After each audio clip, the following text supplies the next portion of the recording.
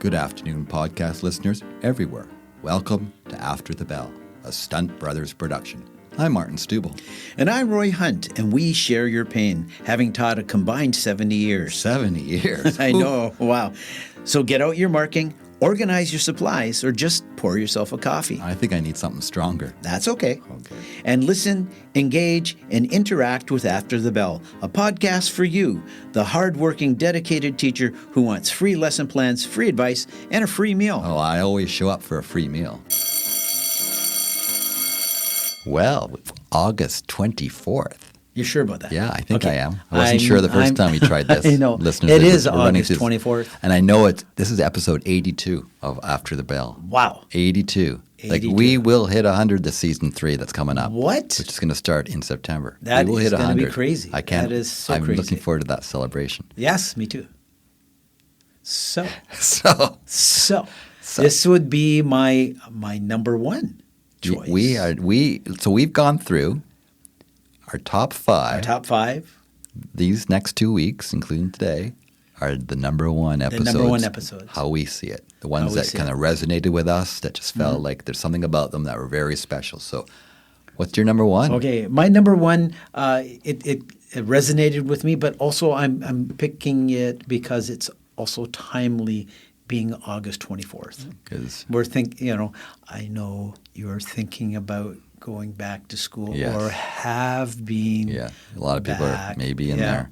Yep. And even if you're not, you are starting to think about it. Starting to think about it. So you should think about your mental health. So right? you think about your mental health. Yeah. And so this one is, for my first choice, would be episode 54 with Lisa Baylis. Yeah, she was fantastic. And Lisa explores strategies for educators to foster self-compassion, build resilience, and find moments of joy in chaos. Yeah. And the chaos of the classroom. And she was very realistic. Yes. And the joy for me also was that we had her on the podcast, and then the following week we got to see her at a conference, North Vancouver conference. So it was just neat to see her in person and have the same influence and captivation that she had on us. Yes. With hundreds of people watching her. And she was so relaxed. She was I think it was relaxing for everyone who listened to her. Yes, it was. And it was a very practical, common sense, easy to use and easy to understand ways to take care of yourself. And I think that's really when people are starting to think about getting back into it. This is a practical episode to listen to get you in the right frame of mind. Yeah. And I know you have probably tried your best and you looked after yourself this summer. I really hope so. But you're going to get on that train again. And I think listening to Lisa again about how to manage things and how to get through this next year is well worth it, right? She's really someone that's well worth to revisit. I fully agree. So let's have a listen with Lisa. So that's what I want you to do. I was being compassionate, man. I just wanted you to know what you were going to do for this segment. That's not compassion. Yeah, it's a little. You're like, that's what I want you to do. I feel very, very comfortable now knowing that that's what I want you to do. That's my compassion. That's your compassion. That's my care for my buddy. What I hate to think about how you talk to yourself. That's what I want you to do. We're on, listeners. Here we are. We have another video episode for those that are watching on video. And then, of course, we have our usual podcast streaming on all the places that you catch After the Bell. And this is episode 54. Wow. 54. Season 2. Oh. 24. Yeah. 10 points for... Yes! Woo! Yes. All right. Yeah. So we're humming along here. And you're humming along. You've been working more lately. I got called in a lot this week, and one of the things I was called in and to a grade 4 or 5 class, and then today is our podcasting day, so I treat our podcasting day like a job. Yeah, it is a job. It is a job, right? We had 16,000 views of one of our TikTok videos. I know. 16. It's gone minor viral, semi-viral. Semi-viral, minor Say, viral. but it's doing well, and we're doing well. And Yes. so this is our job on Wednesday. I know. Well, and it's great. And almost every other day, it seems, right? It's taken over our lives. Yes, it has. But anyways, being in the school, and because I was coming in here for today, I had to make up a day plan. Oh. I haven't done one of those in Felt like a real year and a half ago. I was starting to sweat it out. Wow. And I had to do a day plan for the TOC who was coming in today. Okay, that was kind of you. That was kind of you. And so I was kind of exhausted by the end of that. It was like probably 5 o'clock and you were still there, right? I know, and they don't give overtime. No. They used to, didn't they? No, I don't think they ever did. Okay. Right. Yeah. Okay. So. Huh. Well. And well done. You were exhausted. So. Yeah, I was exhausted. Yeah. Did all the photocopying, got everything organized. And so the teacher who walked into the classroom this morning was going like, "Oh, wow, thank you, Mr. Hunt." So you walked out of there exhausted. Did you have time for yourself? A little self-care, a little compassion for Roy Hunt, rather than thinking about the next day for the class? Well, I was initially no.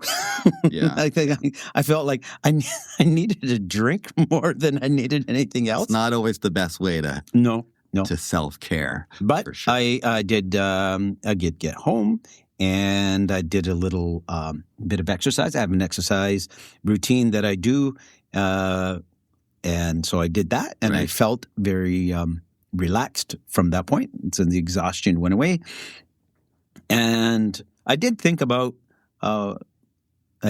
in a sense, maybe saying to myself, "Oh, that was a really nice thing you did for that person. How do you?" And then I said, "You're a nice person." So that was kind of that self-care or that self-compassion. I'm like, good enough. I'm feeling good. Strong I enough. am good enough. Yes. Well, you'll be happy to know I got a little self-care for you today, because we don't have to come up with the whole episode ourselves today. Oh, We have another field trip. We've had lots lately, and we're going on another field trip. all right. We're I going love to that. have an author. That's right. Who we're going to have? Tell us. We are going to have Lisa Baylis today. Nice. And Lisa Baylis is the author of Self-Compassion for Educators. So this is something that I'm really interested in. And I know we both have read It's her vital, book. yeah, and it's part of what we try to do in this podcast. So to have Lisa on, it's just fantastic. Mm-hmm. I can't wait. And a lot of you listening to this will hopefully hear this on the Monday. Yes. And on the Friday, you're actually having a professional development conference with Lisa as the keynote speaker, and to talk about her book and to do workshops. And many of you in North Vancouver particularly have done a book club. Yes. Where you've looked at her book and dived into it deeply. So this, I think, will complement that. So let's go on that field trip. Yes. Can't wait. So here we are. Yeah. Yes. Today we're talking with Lisa Baylis, educator, counselor, and author of Self-Compassion for Educators. Lisa has spent years helping teachers bring more calm, mindfulness, and kindness into their busy lives. And her work is all about making well-being feel doable, not overwhelming. We're going to talk about what self-compassion really looks like in a school setting, why it's so hard for educators to give themselves the same care they give others, and the small practices that we can make that make a big difference. Yeah. Lisa, I'm so happy that you're here with us, and we have welcome. this opportunity. So welcome. Welcome to After the Bell. We really appreciate it. We're very excited about this. I'm really excited to be here on After the Bell and to be with both you, Martin and Roy. Thanks for inviting me. And You're very welcome. let's have fun. Let's have a great Yes, and conversation. that's what it's all about. And part of the fun, we always start with ABC 1, 2, 3. It's just sort of, do you ever watch Stephen Colbert? He does the questionnaire where he has a guest come on. It's the first thing that pops in your mind. No right or wrong. It just allows us to get to know you a little bit. Yes, this is All our right. version. Okay. ABC 1, 2, 3. The answer's always coffee. That's right. Yes. Well, actually, I was thinking of having one of those for you, and you're like, oh, it's obvious. It's coffee. Okay. Okay, ABC with Roy first. ABC. A, guided meditation or silent meditation?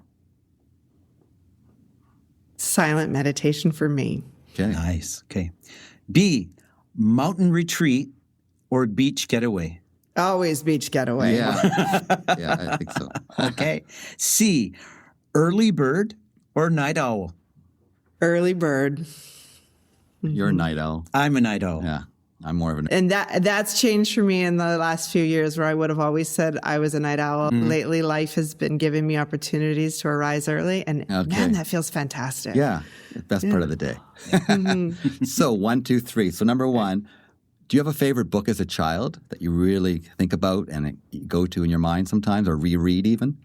One that stands out? Well, The Velveteen Rabbit, when I go really as a child, is one of those, and I still quote it to this day. I do. Yeah. Just real, right? That's a favorite. Nice. That's a good one. Number 2, do you have a favorite teacher from your childhood that you would like to share with us? Someone who stands out? You know, as an educator, you kind of have to examine this. I remember doing this, and Yes. Both my parents were teachers. And so Yes. I remember having lots of wonderful teachers, but my dad was he worked at my school. He was my coach through most of my sports life. And when I think of who was one of my favorite teachers, it was just his calm and steady presence as an adult and educator in my life that always reminded me of how it means to show up without being edgy or rough or hard, and just still motivate and be kind. Yeah. And I know you, in the book, you say both your parents were teachers, and you kind of shied away from becoming a teacher at first, which I think a lot of children of teachers nowadays especially do that at first, because they know, unlike the general public, they know what the job is like, right? Yeah, I was there's no way I was going into education. Yeah. It was not what I wanted to do. I watched how hard it was for them. And then I realized this is a calling, this work. And I loved kids, and I loved helping, and I loved supporting. And so, of course, it was an easy decision once I realized that's what I wanted to do. Mm-hmm. Okay, and number 3, if there's one song that you had to listen to for the rest of your life, and only one song, you're on that deserted island, the sharks are circling, you can't go anywhere else. You don't have to play this song over and over again. It's just when you want to kind of take your mind off the fact you're all alone on this island. Do you have a song? I mean, this is so tough because I don't know about you. I often used to joke about kitchen dance parties were the way I sort of got through really difficult times. So I always had a different playlist especially when my children were little. And at the end of a long day, we'd put tunes on and dance and move and sing. And it was part of the healing process and part of making dinner, preparations a lot more fun. So music's always a big part of my life. But if I had to choose one song, one of my most powerful songs for me right now is the song Landslide. I love that song. Oh, God. Fleetwood Mac, right? And the Chicks to sing it. The Chicks version of it is just beautiful too, isn't it? Yeah. So I think that's maybe where I'd sit at this point in my life today, is that sort of hits closer to home as I have, teenagers who are getting older and a life that's just changing. Man, this is a powerful The different song stages are amazing, right? And you can change along with them. Thank you. Yeah. Now, thinking of that journey, right? Before we get into the book, can you kind of give us an idea of the journey that brought you to writing this book, your own journey, becoming a teacher, and then getting into this self-care thought? Yeah. My first degree was a PE teacher. So I was an athlete. And so it made sense to become, my dad was a PE teacher too. And so I got a PE degree and never got to teach PE ever. And then I did my math, like many of us who started years ago. Job, right? There's so many things. Yes. Had to be adaptable and teach everything else. And then I did my master's in counseling. And during that, I learned a lot about mental health. So I always felt like I had a good, strong foundation of what does physical health look like? What does mental health look like? And during that journey, I, always said, and I still wasn't okay often, right? Like even knowing the pieces that I needed to make me well. And the journey around my emotional health was never touched on. And, in around 2014, I was finished my master's, but I had learned more about positive psychology, and it wasn't a part of any of my degrees. And I really did a deep dive into what does positive mental health look like? What does positive emotional health look like? And it's just resonated deeply with me to a point of like this makes sense of how I want to show up. I want to look at flourishing. I don't want to look at just getting by in my life. And a lot of the work in this world is, we look at mental health and we go from a negative to like, let's just get you okay. But I want it to be in a world where I felt like I could flourish in the work. And I had 2 small children at home, and I was questioning it. And like most educators, when you learn something, you want to teach it, right? Like I want to bring this into the world. And so I started just running some workshops on mental health and well-being, and what does this look like, and how do we bring happiness into our classrooms. And in 2014, like many of us, if you remember the September of 2014, where we had that big old strike and we didn't go back to school, right? I just started in the MBTA office as vice president. So that was where I started the job. And it was like June and then summer and then September. We're still at it. So I know. I totally so hard, right? I so know, yeah.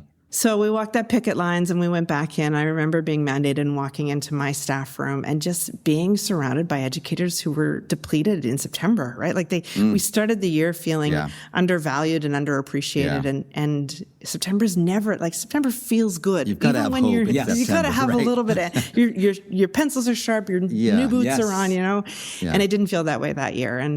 And I remember, and I always say, I wish I knew enough about taking data at that time, because I was seeing so many students as a counselor. And I started to see this correlation between the students that were coming from classrooms of teachers who were really, really struggling. And I just started to notice that, when our teachers are struggling, when our educators are not present, it makes an impact on kids, especially vulnerable kids. And those vulnerable kids were coming in, and I was seeing more of them. And I started to just like, what can I do? And I often say this work started for me more as a parent than as a teacher. I knew it as a teacher, but my kids now, they were going to start kindergarten in 2015. My son was going into school the next year. And I thought, how do I send my babies into a system where our teachers are just not okay? And I want to make sure that, because we raise other people's babies. This is what we do, right? We do. Yeah. We do. It's how we show up. And I knew that I would be sending my kids to be raised by people who weren't fully present, who were, feeling that they weren't doing a good enough job, or felt like that they just didn't have enough support. And so I just thought, well, this is my job in life, is to see what can I do to start changing the script on well-being in schools.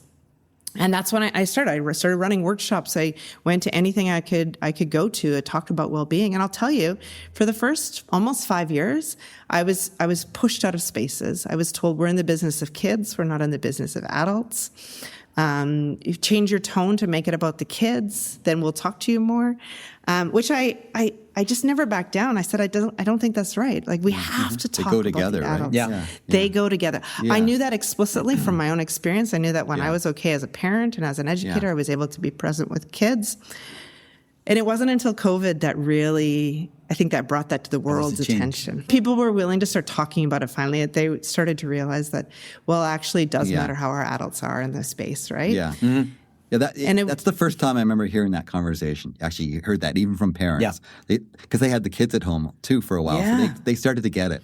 Totally. Yeah. Totally. One of the positives from that time. One of the positives from a really difficult time was that we actually started to change the script. And I think that was a really important piece. I'd been talking about it for 5 years before then, and just sort of trying to jump on any rooftop I could that says you need to talk about the adults.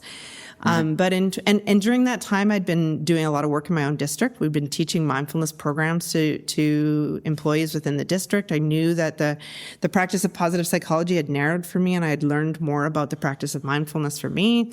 I had gone on my own journey about learning about self-compassion, because it really, again, resonated as a practice. So the work was happening whether I was being supported or not. And then as COVID hit, I was still working full-time as a counselor.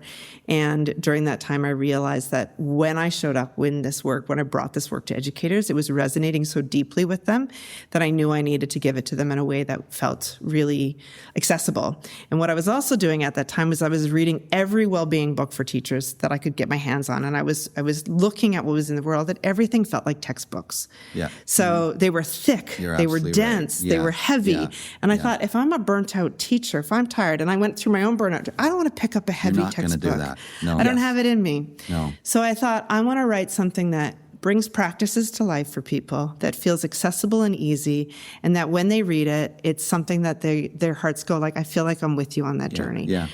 So that's what I did. I got down to work, and during COVID, I wrote a book that said, here's what resonated for me. This is how it helped me go through my own burnout journey, my own struggle as a new mom with little ones and working full time, and trying to stay in the work and the heaviness that comes with it. And my experience of teaching mindful self-compassion was really helpful, and knowing the practices in the program that came from that. And the other thing that I really appreciated is mindfulness and self-compassion had empirical research behind them. So there was one thing that I could claim, that this wasn't just woo-woo, that there was data that showed that when we actually did this work, it helped us in so many different ways to be able to continue to be in this work without fully get to burnout. So I think that's kind of the journey that got me there. Yeah. Yeah, thank you. Okay.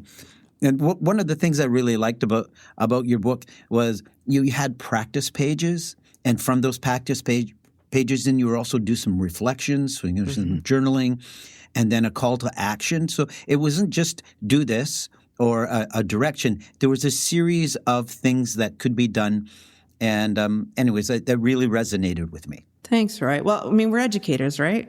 We also know that, we don't learn from just reading one thing, and we don't learn from just doing what, the process of learning is reading, understanding, listening, reflecting, going back, sharing, teaching. So what I did is I brought my own educational experience into what's going to help me understand this. Well, I know that when I try something once, I have to try it, and then I have to try it again and reflect on it. Yeah. And, and then I usually have to try it again and again.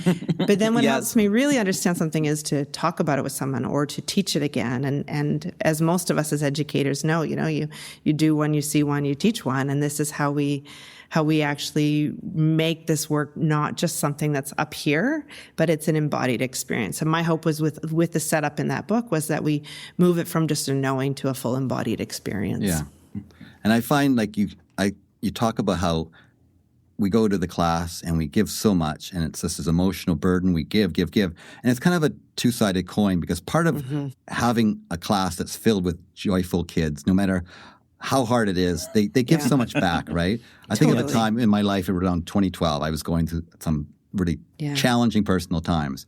And I didn't actually get to deal with those things because I was in the class.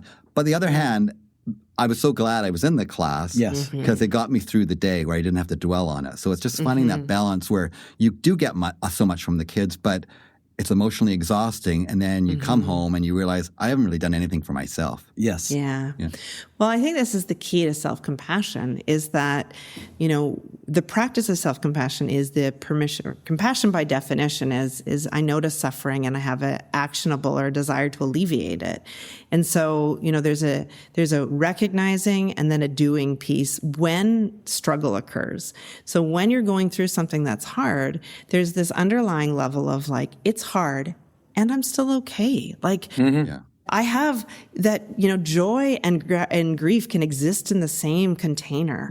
And I think we forget this a lot as educators. We think that if it's bad, it's only bad. Or I'm going to compartmentalize these, and I'm only going to see the joy now and then I'm going to see the bad later. But this is not how we work as humans. It all exists at the same time. And sometimes, you're right. And it's messy and complicated. Right? It's messy and complicated. This is who we are as humans. Yeah.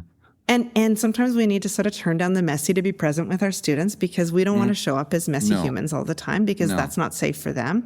But then we also need to be able to allow the joy in, because kids do bring us a lot of joy. If you're going into this because you love kids, then you also get to see the messiness that they bring. And that's so fun, right? Right? Yeah. So we hold it all, right, in that container. We do. So do you think that inner critic that we all have prevents us from really being able to savor those joyful moments in the classroom? That's such a good question.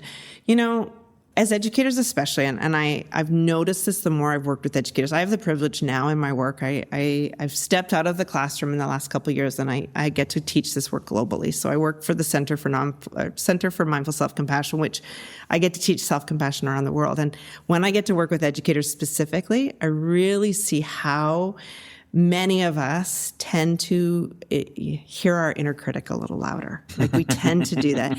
And I think it's because raging in there sometimes. Right? It is. Yeah. For many of us, it's raging in there. Yeah. But we're also in a profession where we're trained to look for things that are going wrong so we can improve them. We're trained to look for things that are different. And we've come often, for many of us, from a generation where criticism was the foundation. Yes. And we believe that criticism is the foundation for motivation. Where in fact, the more we see the research come out of self-compassion, we see that kindness is a much stronger foundation than criticism.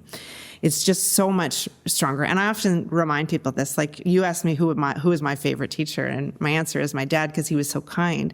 You know, I had other teachers who helped me a lot, but some of them were really critical, and that didn't actually, it's not who I remember, right?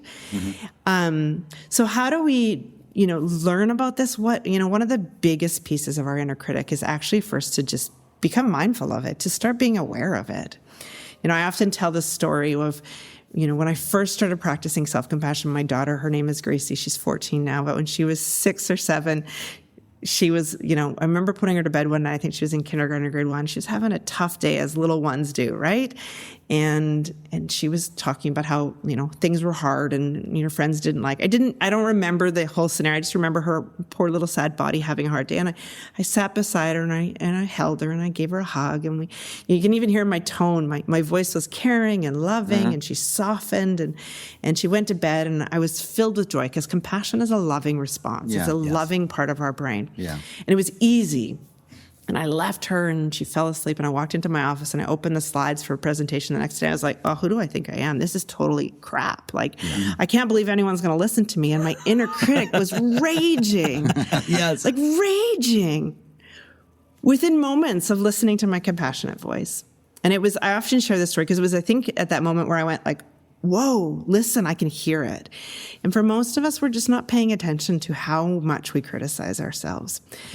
So it was in that moment where I sort of said to myself, would I say what I'm saying out loud to my daughter? Would I say what I'm saying out loud to any other human in the world? Would I say this out loud to my students, to my partner, to my friends? And I mean, just looking at your faces, both of you know, of course, right? We would never say the things that we say to ourselves.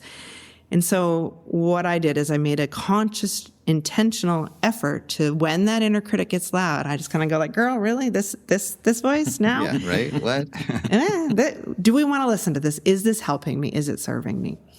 And my goal in life is to continue to turn down the dial of my inner critic and turn up my compassionate voice, because that exists too. We all also have it.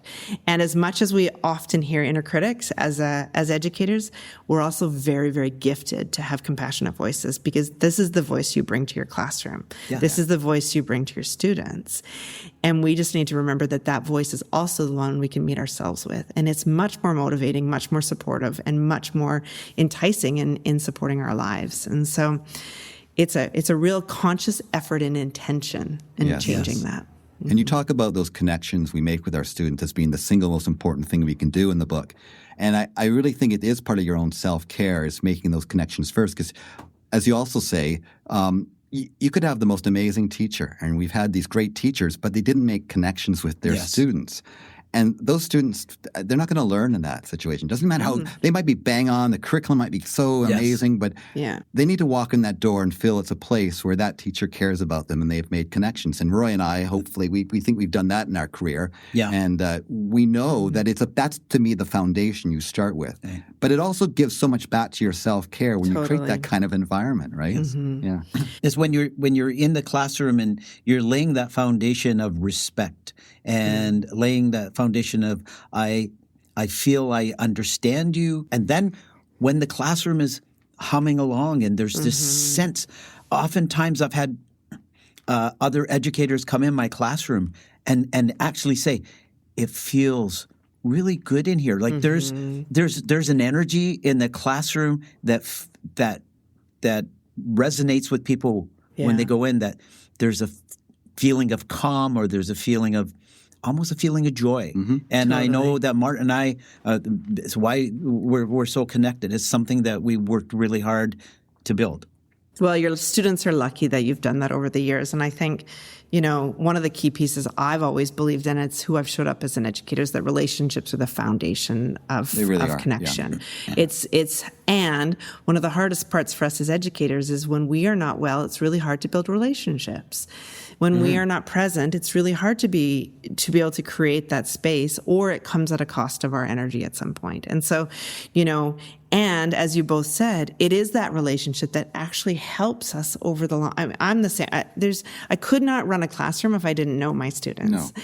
To me, I want them to belong in the space that they're coming into. I want them to learn that they're valuable in the space that they're coming into, and I want them to know that I see them.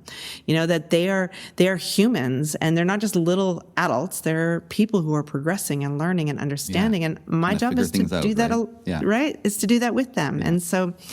And I think also relationship is again that foundation of creating a well space for everybody, and then it becomes modeled as educators. Like when we can do that, we can also then model that for our students. Now teachers who often are overwhelmed and they're stretched thin, do you find there's certain misconceptions they have about self-care? That when they hear the words, they they go, well, yeah, that's not for me, or I can't do that. Take some time off and come back. Right. Totally. Well, I mean, I always say self-care is things we do off the job, right? This is not something we do on the job. And self-care it becomes also one more thing that people have to do. And when you just said, like, they're overwhelmed, they have no space, it becomes like, how do I have time? Or I know this, but I can't do it. So levels of guilt and shame often show up with self-care because it's touted as the answer to burnout. But you can't self-care yourself out of a difficult moment in the class. Like I always talk about, little Johnny throws a chair across the classroom and you're like, oh my gosh, this is overwhelming. You can't be like, I'm going to go self-care my way out of this. I'm going to go get a massage right now. And so true. Yeah. This is not how we show up. And so we continue to hold it. I often talk about the difference between self-care and self-compassion. Self-compassion, as I said, is the ability to meet oneself when it's hard with care, or how to meet ourselves the way we would treat a friend. And this is not something we have to do more of. It's really an intentional kindness that we just act. So again, when little Johnny throws a chair across the room, we might just be like, whew, this is super hard right now. I'm just going to take a deep breath, because I know I'm not alone. Other people would be freaking out too, but I need to be present here. And what am I going to do to just sort of give myself a moment and then stay here, and then I'll debrief this later. That's compassion. That's meeting ourselves as just in a moment with a little bit of steadiness. And then we do self-care later. Self-care becomes often, behavioral self-compassion. It's the act of showing up, doing. That's self-care. I go to the gym at 6 a.m. because I know it's good for my body. You asked me if I'm an early bird. I would never have told you that. But I've learned that if I show up and I work out, I'm going to be a better human for the rest of the day. Feel better for it, right? Mm-hmm. The quintessential question of self-compassion is, what do I need? Or what do I need right now? So generally, we can answer that question at any moment. Sometimes it's, I just need a deep breath and I need to continue on with where I am. And sometimes it's, I need to actually care for myself in a way that's going to support. So maybe I do need to take a day or two off. I need to step back. Or maybe I need to go for a walk in the trees, because that's how I calm my nervous system, right? One of the things we don't ask ourselves as educators is that question ever. We say, what do you need? How can I help? Where am I showing up? And we've forgotten that really powerful question. What do I need in this moment so I'm okay, so I can show up for the next best moment? And I think going through that on your own, then you can end up teaching it. But if you haven't experienced that, then how do you teach it? Sort of a walking I love walking meditation. I've read some Joe Dispenza about walking meditation. There are Buddhist monks in the United States right now doing a walking meditation for healing. For peace. Those kinds of things are really important. Forest bathing, walking in the forest by yourself or walking with someone else. Those are all those things about that self-compassion. Totally. Then you collect your resources. Right? Yeah. You collect your resources, and then you can share those resources with others. And I think the important thing there too, Roy, is I love a 45-minute walk in the trees. I can't do that in the middle of my busy day. Yes, no. I can collect myself as I walk to the photocopier machine. I can take 3 deep breaths, and I can still access that. Yep. And so one of the most powerful practices, self-compassion, is just the intention to access it when it's full. And one of the hardest parts about it is not that it's hard. It's hard to remember to do it. And we don't have that neural pathway set up for most of us. This is why it's a practice. So as you said, it would be fantastic to do a walk for peace and spend, months walking across and changing how we are. I don't have that capacity in my life right now. But I can do a walk from peace from my office to the bathroom. And I can take a deep breath, I can collect some water, and I can do a walk for peace back to my classroom. And I've just given myself a minute of just deep breaths and slowing down so that I can meet the next best hard thing. And I think this is where self-compassion becomes an intentional mindset of how am I caring for myself in this moment, as opposed to, self-caring or self out of hard. We can't change. One of the other things I often say is I have been looking for the magic wand to make everything easier for the last, 15 years, especially since I've become a parent, and it is not there. No. It is still hard. It doesn't matter if I'm in the classroom, if I'm with my parent, or if I'm with my own parents, or if I'm acting as a parent, if I'm on stage in front of people. Life still shows up and it's still messy. Yeah. And we can't self-care our way out of the messiness. What we can do is we can allow ourselves to be with the things that are hard and to not get so carried away with them, and to be like, this is hard right now, but it's not going to be hard forever. And I can do the next best thing. Okay. Yeah. I really like in the book when you do say to find things for mindfulness that just are part of your day, like brushing your teeth, for example. Yeah. And I worked out the math for you. Let's say you did that for 60 years. You brushed your teeth and were mindful that whole time. It actually comes to an extra 60 days of mindfulness. Right. Were you a math teacher, Martin? I don't love math. But I saw that in there. I go, what would that be for a lifetime? So 60, so these little things, buy the photocopy, these little moments, those are the time to maybe not go on a long walk because you can't fit that in, but you could fit it in at other times. Yeah. Research actually says right now 12 minutes is the magic everyone could do a day. So if you can find 12 minutes in your day, the Dalai Lama once said, if you can't find a minute to meditate, you should probably find 30, right? Like this is how it, and I think what changed for me when I first started meditating, I was like, I am a mover and a shaker. Mindfulness scared me, to be really honest, sitting on a cushion and being still. And I tried it. And within 30 seconds, I was like, how do I do this? It didn't happen instantly. Right. I can go sit in a 5-day silent retreat now. I've built that muscle of attention. Built that capacity. Built that capacity. So it happens because we take those intentional short moments it's really neural pathway work. We're really retraining our brain to then know that it's okay to slow down. And I think one of the most important things for educators, we tend to work in a fast pace, go quickly, by the bell, don't stop, don't take breaks, do more. There's this expectation of intensity. Mm-hmm. And I think one of the greatest things we could give ourselves as gifts is to slow down. And even if that's a micro moment of a breath every day, it's an act of resistance of I don't have to get caught up in all of the mess, the hard, the overwhelm that this system provides me. Yeah. I have not found the answer to the system that continues to overwhelm us. And there is a systemic problem. But what I do is when I show up and be like, damn you, system, I'm going to take a breath for me right now. Yeah. It's like a powerful, I'm okay, even though this is hard. Yeah. And that's so important because you can't change the system instantly, right? That's going to take systemic change, all of us collectively. But you can change how your day goes, right? You have control over some of that anyway. Massively. And we are the system. And this is what people forget. We are the system. So if we collectively all change, the system will start to move around us. And this is the piece that we're not doing enough of. And so that's why I believe self-compassion can be one of those foundational, life-changing moments that can start to create the changes in our system. In your book, you shared a personal experience about teaching and having a difficult parent and then going to the staff room. And I want to bring that up because the thing about the staff room as a social place, as a place for teachers to meet, I think many schools have lost that. You don't see them in there anymore. You don't see teachers. No. I work as a TTOC, a substitute teacher, even though I'm retired. I love that experience. I love going into the classroom.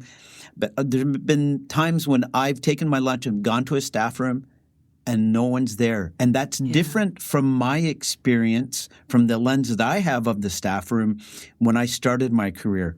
How is that staff room and that connection with staff members, how is that important to our well-being? I just want to honor, I've worked in staffs where I've taken my lunch and gone to my own room or my own office because it just doesn't, there's not a connection. And I had the privilege in my last staff to have a culture that was created around connection. Like this was the foundation of what people worked really hard at. We worked really hard to create that connection because we knew how much it was necessary.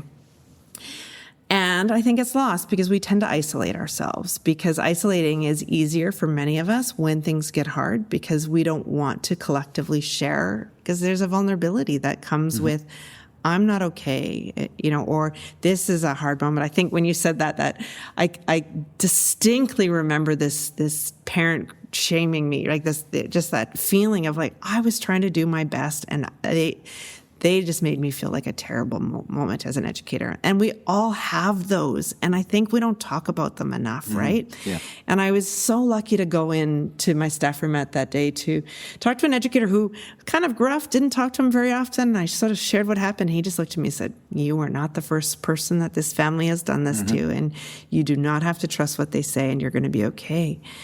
And I just remember my shoulders dropping and probably got a little teary, but it was like, oh, thank you for reminding me that this is not all on me. And for many of us, this culture has not been built as a system in our schools.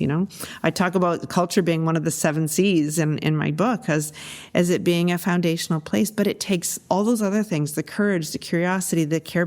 We kind of have to have those other things to build, or enough people who've done that work that you create a culture that feels safe, that you can have a space of vulnerability, and then that reminder of that common humanity, that we're not alone, that we're in this together.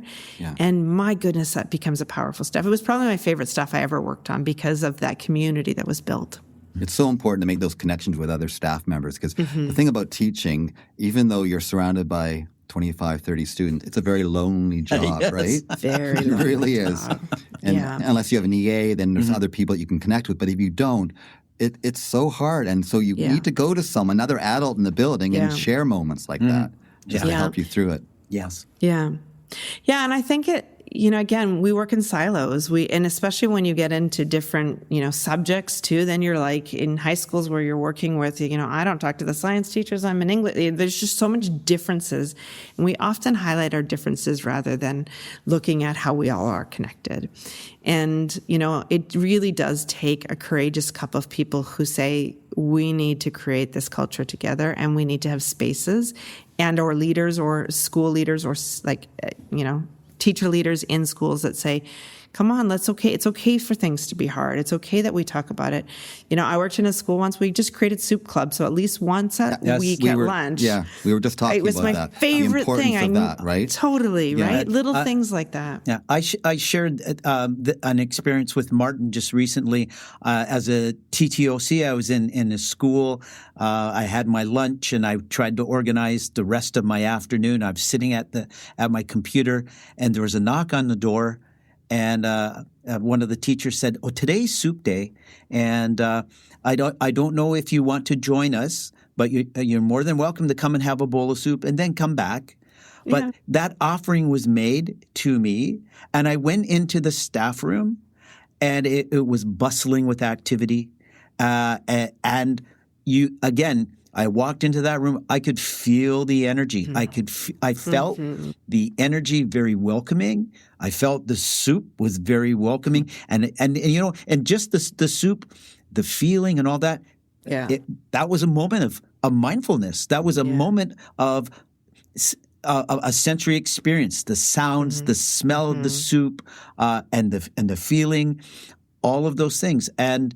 I had my own lunch, but that bowl of soup was nourishing more than just the food. It was nourishing for my soul for that day, and it was very easy. It could have been very easily the person just walked by the hall and walked away and didn't invite me. So that I felt I love invited. that, because I think this is also a reminder for all of us of, because it's hard, we tend to go insular. We tend to go, and sometimes we need to pick our heads up. And, as much as I say we need to ask ourselves, what do I need? But sometimes we need to ask each other, what do you need? Yes. And not be afraid to lean on each other.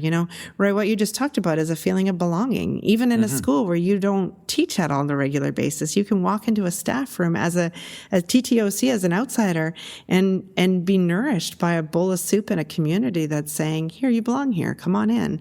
And my guess is you were a different human for the rest of that afternoon. And when you showed up with kids, all of a sudden you were more present, you were feeling more connected, you felt like you belonged, and it was easier to get through your day, even when things went sideways. Yeah. Yes.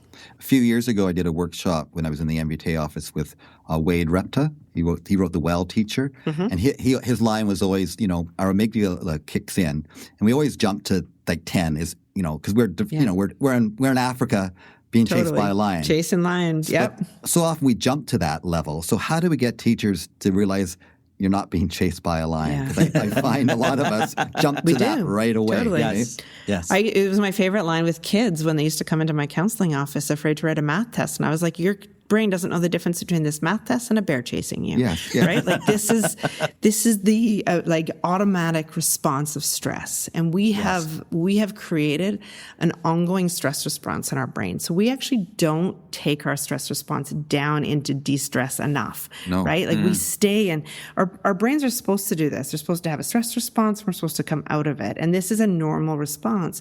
And our society today is stress. So we stay here all the time. So every time something comes up that's hard, our brain just naturally and automatically goes to that stress response, including criticizing ourselves. So believe it or not, the minute we criticize ourselves, when that practice comes up as we doesn't know the difference between you criticizing yourself or someone else or a lion chasing you, you stay in stress response. Right, you do. Truly. Yeah. Right. So then, the answer is mindfulness, to be honest. Like that's the answer is paying attention and just giving yourself and it doesn't have to be, this coming out of it doesn't have to be take half an hour. It can be 30 seconds, hand on your heart, catch your breath, being like, I'm okay. This is not a lion chasing me. It is just a teenager who's being miserable in front of me, right? Or a 5-year-old in tears. And those moments are hard, but I am capable of dealing with this. Yeah. So could you continue on that line? How does a teacher teach the self-compassion in a classroom? Yeah. Well, here's what I'll say is don't model it. Like the most important thing is, unless you've gone through some explicit training on how to understand self-compassion for yourself, the most powerful way to bring it into the world is to model it. Because kids smell authenticity, right? They know, they know whether you're telling the truth. The yes detector is very strong. I used to laugh. I would, so true. They're totally. I walked into teachers teaching mindfulness who would put a CD on and then go do their attendance while the kids did the meditation. Yeah. Yes. The thing that is they're never going to understand that unless you are authentic in your own practice. Yes. So if we really want to teach kids what self-compassion looks like, I have 2 teenagers. I don't explicitly teach mindfulness or self-compassion to them ever. They joke. They're like, Mom's meditating again. I was like, you've never seen me do that. That's not how I meditate. But the language that they come out of themselves when they're stressful, I notice how they know how to regulate their bodies. I notice they're being kind to themselves because they have heard me model that over and over and over again when things get hard for me in a classroom, in a space as a parent, I'm collecting, I'm staying regulated in my own body. I'm knowing what it's going to take to make sure that I'm okay. And then the best thing to do is say it out loud to kids, right? Like, oh, wow, this is a moment that's really difficult right now. I'm noticing all of us are feeling a little bit stressed. This is kind of a human response. We get this way when the noise gets loud in here or somebody's having a difficult time. You're not really alone. This is what it means to be humans who struggle. Like failure is part of life. I wonder what we need right now to make ourselves okay. I wonder what it looked like. I know right now I need just a big deep breath. I'm going to stand here for just a moment, catch my breath, and just remind myself that I can do this next hard thing and remind myself that I'm cared for and remind you all that you're cared for too. And then we're going to get on with it because we can, right? So am I explicitly saying, here are the components of mindful self-compassion? No, I'm not going to do that in a classroom. Well, but I've seen that happen, but then it's just artificial. Yes. You do your mindfulness lesson, here it is, and then you go back to the next lesson and everyone's stressed out and not being mindful. It's got to be the way you practice, right? Yeah. Well, it's interesting because, again, in your book, you talk about the quick six. Mm-hmm. Right. So when a student, I say, "Oh, I've done that many times with a student." So they're like, "Oh, Mr. Hahn, I'm not feeling." Did you have a drink of water? Right? And you're like, okay, just take a breath or breathe. Or when you see everybody needs it, just let's go outside, right? But that quick six, I'm going, wow. It's the things that I always felt that I did naturally and written down. And it's just like you pulled them from my brain, but it needs to be mentioned more. And the last part, gratitude, right? It's so important. Gratitude. We talk about gratitude. I've always talked about gratitude, about stillness. Mm-hmm. So anyways. And I think the difference, Roy, there is just the explicit intention, right? This is what I often remind people. What I'm bringing, self-compassion, this concept of self-compassion, it's not like mind-blowing, but it is life-changing if we remember to do it. Yes. And the reminder is that many of you all have the skills already. You know what you're doing. You're just not doing it on purpose to alleviate those moments that are difficult. So the difference between just showing up and living life and being like, I recognize that this moment's hard and I'm going to meet it with care as opposed to ongoing stress, right? Something bad can happen. We can keep in our stress response, or we can be like, what is it that I need right now? A drink of water is a great example, right? I always say, teachers, it's the best thing you can do. If you make sure you drink a bottle of water every day, you know what's going to happen? You are guaranteed to have a bathroom break. So that means you get 2 minutes also to take yourself away. Beautiful. It's like the most powerful practice. So it's not that we need to do more. We just need to do it with intention. And I think this is the permission giving we give to ourselves. As educators, we feel like it's selfish, that we're not entitled to that permission. And I think this is the script we need to flip. We need to give ourselves that reminder that we are worthy of care. Yeah. It doesn't have to be 8 hours of meditation. It needs to be 30 seconds of slowing down. That we are worthy and supported of the care that we give to others is entitled to come back to ourselves. And in fact, if we don't do that, if we don't include ourselves in the circle of compassion, that's where we're going to continue to see more burnout and exhaustion. It's mandatory that we're supporting ourselves as a practice of supporting others. One of the many things I like in your book is that you tell people to learn and recognize those signs in themselves. And you talk about yourself being in a meeting, being overwhelmed, and just saying, I can't sit here any longer. And you went for a hike up a mountain and found these heart-shaped stones, right? Yes. So it's that ability to really just slow down and look at ourselves. We're always go, go, go. But the signs are there. The signs are there. Always. And if you recognize them, because if you don't recognize them, you'll eventually get them. I think you even quote Dumbledore in the book, right? Yes. Right? If you don't deal with the pain now, it's going to be far worse, right? Yes. Dumbledore says that to Harry, I think. Yes. And it's true, right? Yeah. Yeah. It is true. This is why, so someone once asked Thich Nhat Hahn, who's a Vietnamese monk, like, how much suffering do you need to live in to be able to meet it? And he just simply said, not much. The minute things are hard, you meet it with care, right? The minute you notice it. And what happens for most of us is we're not paying attention, so that bit of hard that comes becomes more hard and becomes more stressful. And all of a sudden we're in the deep end of the pool and we feel like we're drowning and we have nothing around us. And I think this is the system of our education, that most of us feel like we're in the deep end drowning. And with just a little bit of mindful self-compassion, it doesn't take us out of the deep pool necessarily. What it does is it puts a life preserver on us and just says, I can sit in this hard because I've continued to meet. Every time that splash of water comes, I go, oh, right, this is okay. I've got this. I'm capable of doing this. And if I'm not capable right now, I am going to take myself and really support myself. And this is part of a system piece of where we need to recognize, we can't all just take days off all the time, or our system's not going to function either, right? Yeah. So, I'm in the middle of a meeting. I actually knew that there was space for me to walk away at that point with, some conversations with people, and then the signs came up. But I'm not encouraging people to walk out of a staff meeting and be like, I'm done, right? Like, this is it. I have to meditate. Lisa Baylis said. You're right. She said I get to. What I'm saying is I want to give people permission. Like when you say, I need this right now, we support each other. Like this is the compassionate care that I'm giving myself. This is compassionate systems. This is the leadership that we offer. Right now, I know what I need and I'm coming back tomorrow because I've taken care of myself, right? Like it's not excuse making. It's not indulgent. It's not saying I can't do anything. No, it's not a at true all. Self-compassion practice is actually very motivating. It's very supporting and it actually has the fierce power to continue to do the things that are hard. So how would you support or what advice would you give to our new teachers who are starting to feel stressed already in the beginning of their career? And they're beginning, I think, in a more challenging system, right? So there's, some of us started to see that later on, but their entire career is now going to be in this. I think that's an excellent question, Here's my reminder to all of us, especially new teachers. It's hard. It's just hard. It's hard when it's new. It's hard. Ask a new vice principal. It's hard. Ask someone who started a new job. It's hard. So one of the things that I often remind people is it shouldn't be easy and you can still be okay. So I think what happens is because we're in a now system that access to easy and comfort is where we're naturally driven to. The minute it gets hard, we think we're incapable. It was hard for me my first 5 years as an educator. I was working really, really, and the system was hard at that point in different ways, right?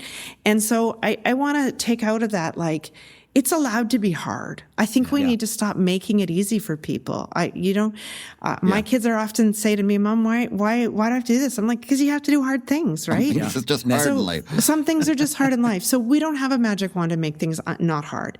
100 years ago, we didn't have hot showers. I mean, right? Life is it's easier than it's ever been in many ways. There wasn't a barista to make my coffee for me. I had to do it myself, right? So I think that one of the things that I would remind new teachers are lean on each other, make sure you have a mentor, check in with other people, give yourself permission for breaks, and don't get caught up in the fact that it's hard. It is hard. It is hard, and it won't always be hard. But I'll tell you, even 20 years of my career, there are moments when I show up in the classroom and I'm like, oh gosh, this is still hard, right? So, like we can't sugarcoat this, and I think we need to build. This is the building of the resiliency. It's like, if you don't love it, that's different. But look for the good. Find the moments that are fun. Like you said earlier in this interview, like you love it because you get those connections with kids.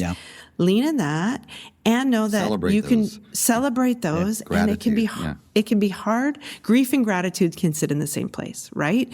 Stress and joy can exist at the same time. You can be overwhelmed and overjoyed. And they're allowed to be in the container of who we are as humans. And what happens is we think that they're like other ways, like we can only have one or the other. But truly, the best thing new teachers can do, any human can do, is learn that it can exist at the same time if you hold yourself in a container of care. So that all of this is going to happen, right? We're going to struggle. I mean, it's one of the hard things that come in is like, you're going to suffer. We're going to go through hard things. This is what it means to be a human. When you're a new teacher, you're still navigating what classroom management looks like and how to balance your time if it even exists. And who is this kid swearing at me? Did this actually... we don't expect these things, and then they happen, and then only way we learn is we go through things.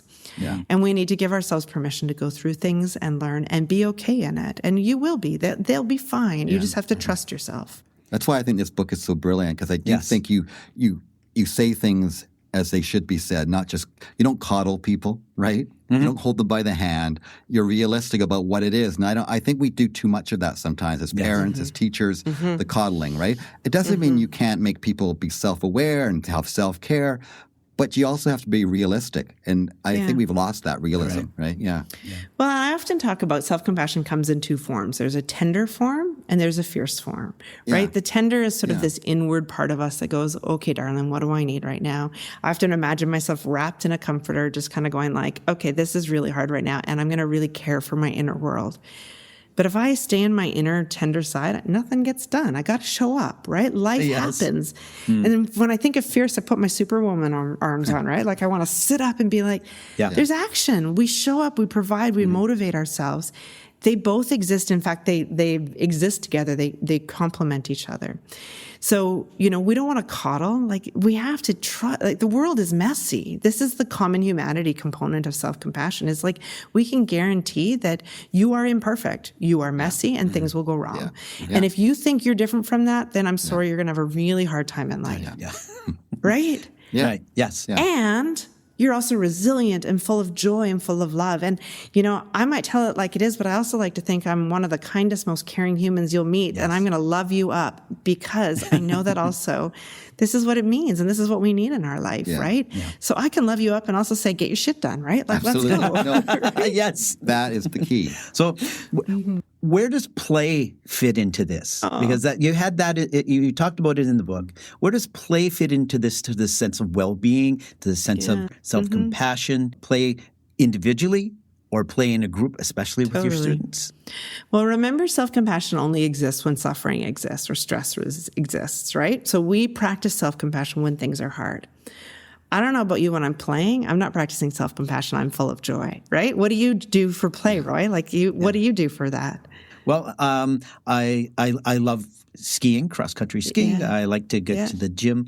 When I'm in a school and I'm doing gym with students, I'm one of the kids in there. I play with them. Yeah. And the interesting thing is when I'm chasing them around, I like to play this game, especially with the grade 4 or 5 group called Band-Aid Tag, where you chase someone and then they lose an arm and then lose the other arm and then they run around like this. But they are so surprised when they see me chasing students, right? I'm not observing. I have my whistle on because I can stop it at any point when I need to. But the fact that a teacher is chasing them, there's a sense of joy that comes from the student, and the fact that they see me. I've just gone from from my position as a teacher as someone who loves to have fun, right? And so there's and that, I think, it becomes a different social emotional connection. Totally. Well, that's exactly what we were talking about. Like, how do you model joy? You be joyful. How do you model self-compassion? You be self-compassionate. How do you model play? Or how do you get kids to play? You model play, right? Like, play is an essential part, and we take ourselves far too seriously. And so, one of the most important things is to just allow ourselves to find what makes us silly, find us what brings joy. Like I told you, my play when my kids were little were these kitchen dance parties, right? Like, we would come home after dinner and my kids would be lying on the floor having meltdowns, and I would put some silly song on, and you can have a meltdown, but I'm gonna dance right now because that's what's gonna help me get sort of out of this funk that we're all in, right? And I think that play becomes a piece that we invite in. It's, again, intentional, and it brings joy. And so when self-compassion arrives with suffering, but we don't always suffer. And we have to remember that too, because we sometimes want to sit in our suffering. We want to just wade into that deep end of the pool and be like, this is so hard. Like, life also is beautiful and full of joy. And we also have to know what brings us joy, Martin, what do you do for play? I like Roy, I always played with my kids, my class. Yeah. I always did. Roy called it the hunt. I call it Mr. Stubble Hunt, where the kids they'd be chasing me through the forest and field, and we'd be playing these games. But I often made class movies as well, where I would act with them and direct them. And just I think in 35 years of teaching, I can't think there was one day where we didn't have one moment of good, heartfelt laughter. Yeah. Yes. Yeah. And outside the class, I love to garden. To me, that brings me such joy. That's my zen, my moment, my calm. My mindfulness happens throughout that time. Mm-hmm. Yeah. And what would you tell teachers who are saying, I don't have laughter in my classroom? I don't know how to do that. What would you tell them?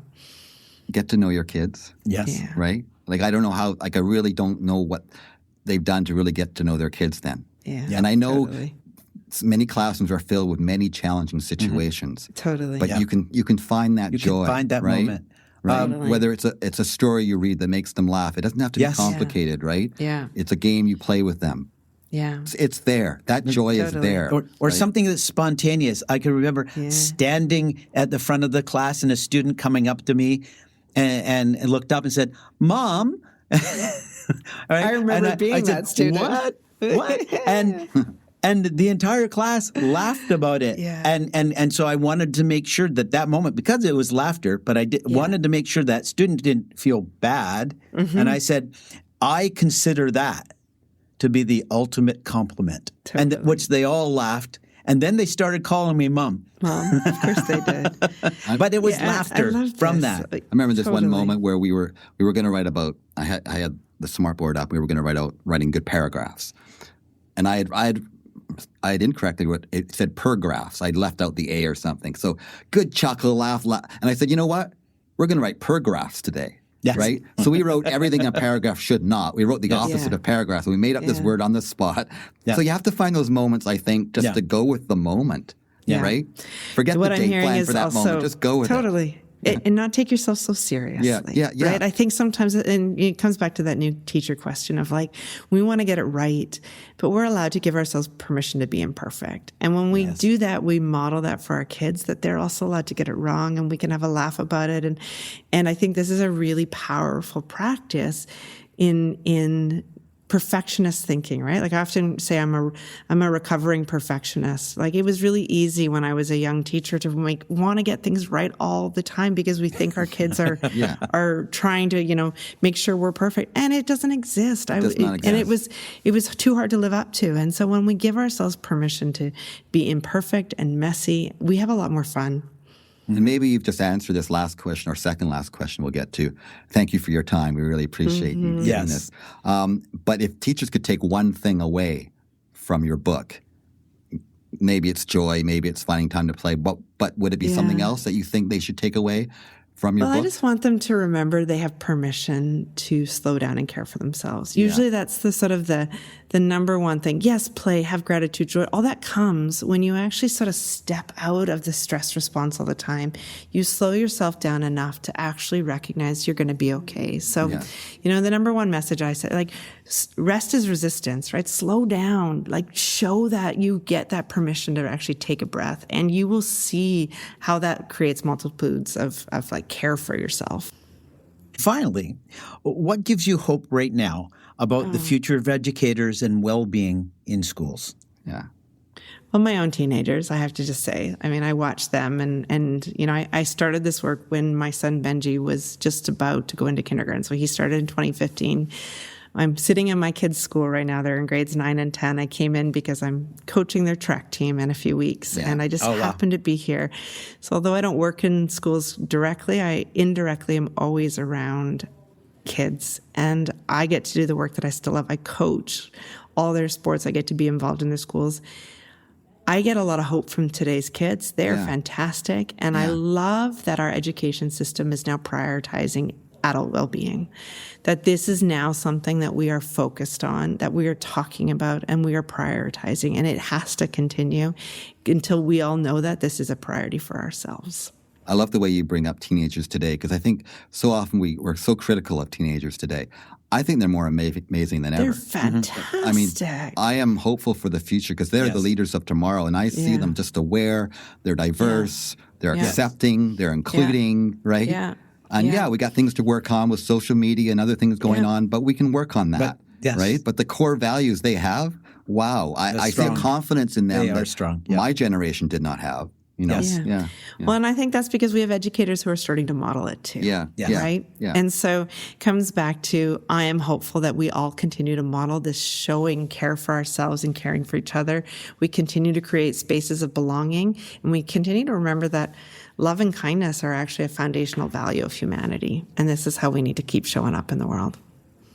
Well, thank you, Lisa. Thank you so much. This has been an absolute delight talking to you and getting to meet welcome. You. Yeah, we wish you all the best, and we'd love to have you on again sometime in the future. You let me know. I'm always happy to come back. And I hope you both come say hi on Friday when I'm in North Van and spending some time with you all. Take care. Yeah, thank you. Yeah, fantastic. You're welcome. Okay.